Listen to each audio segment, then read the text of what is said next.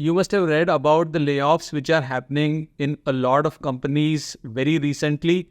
It's all over the internet. So today I want to talk about three things. One of them is, of course, being market ready, which we have spoken about, that you need to be always market ready. You don't need to wait till the time you get a pink slip.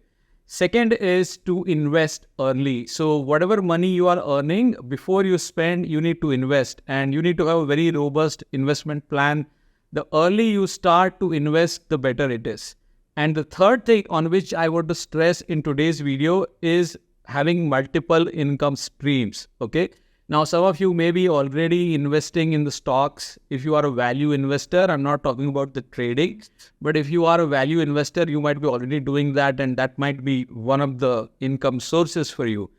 But the income source that I want to talk about today specifically, which I am also following for a very long time now, is making money online. So here are a few things which I want you to take away from my experience and understand deeply. Number one, making money online is not magic, which means you will not become super rich like overnight. So a lot of people have this misconception that going viral or, creating content, etc. is going to help them make a lot of money overnight. That is not going to happen. So it is not like buying a lottery ticket. It is just like any other job. Okay. So point number two is you have to show up daily. So you have to work daily, whether it is your content business. So whether you are an Instagram creator, YouTube creator, or a LinkedIn creator, you have to show up daily, which means you have to create stuff daily, produce it daily, which is an effort intensive task. So point number three, which I want to highlight, is that if you want to really think about it as a source of income, then you need to figure out what exactly is your area of expertise. And this is the main core point. What is your area of expertise? How can you help people? If you have an area of expertise in which people are interested, which means there is requirement in the market, then you can serve this market with your expertise. Okay. Now, with that established, point number four is how do you reach out to this audience, right? So if there is a market or a set of audience, and if you have the expertise, how do you reach out? You can reach out through gig platforms, for example, freelancing platforms like Upwork or Fiverr, where a lot of you can create your profiles and showcase what expertise you have. You may be a good coder, you may be a good project manager, you can be a great data analyst or a graphic designer, etc., etc. So you have to showcase your talent on these platforms, and then the audience will find you. Now, of course, there is competition. There are already people who are established over there. So nothing is going to come easy. You will have to break into it with your expertise.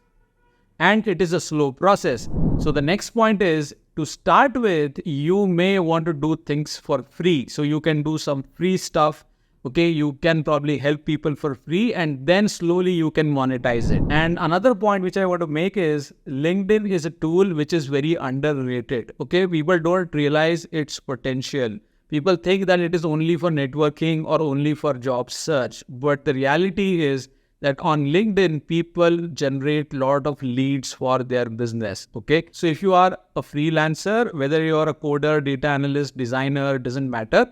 You can use LinkedIn to sell your services. You can target businesses, and you can also target individuals. And a lot of people are already doing it. So there is a section on LinkedIn called as services, where you can offer your services and you can attract clients. All right. The next very important point is that don't fall for traps where people are selling you dreams, which means when people give you ideas that you will make a lot of money really quick, that is probably a red flag. Because I am into this business since 2013. I have used Google AdSense to generate revenue through my blog. I have used YouTube advertisements because on my channel advertisements are on to make money. So I've done that to make money. Then I have sold my services via LinkedIn, which is career coaching and other stuff that I do. I've also made money on Quora at one point in time when Quora used to pay to ask questions. I've also made money through affiliate marketing on Amazon. So these are a variety of ways which I have tried and tested. And I know for sure that none of this is magic. It is pure hard work, nothing else. And a lot of people tell you that they made crores of money. They made a lot of money using these tools or maybe more than these tools.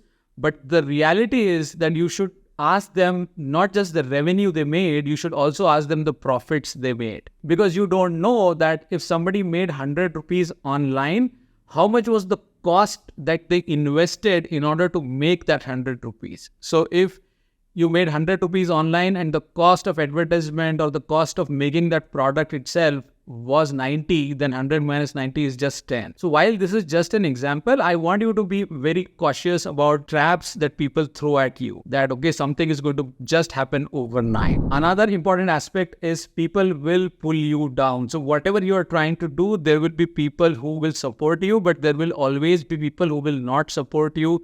There will always be people who will hate you. Okay, and they will judge you. And you can see this in even my videos, in the comment section, there are so many people who are just talking or abusing me, right? So that happens on all platforms. So for that, you need to have a little bit of thick skin and you just need to ignore them. Because however genuine you are and however cautious you are about the content and the target audience, there are high chances that this video or the content you make will reach to people who are not your target audience. And hence, the kind of comments or responses or hate you will get is not something that you can control. So out of 100%, 2% or 5% will be such people whom you are not trying to reach or who are not resonating with your content or with your service. And the next point, which is the most important point, is please don't leave your job. Please don't quit your job or stop your education just because you want to make money online or because you've seen somebody else make that money.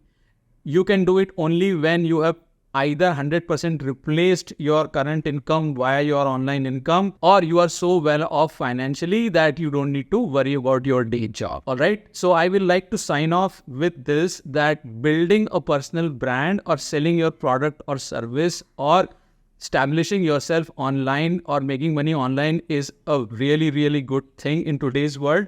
But it is a long-term process. It is not short-term. You can't just keep hopping from one trend to another. So if you are really serious about it and if you can be as consistent as you are with your daytime job, then you can start to build it in parallel with your job. And then one fine day you can switch to it full time. Because in the long run, it is really valuable. Okay, I hope you resonate with this. Let me know what do you think about it in comments. If you're new to the channel, please subscribe. And if you like the video, hit the like button and share it in your WhatsApp groups. I'll see you in another video soon. Take care and bye for now.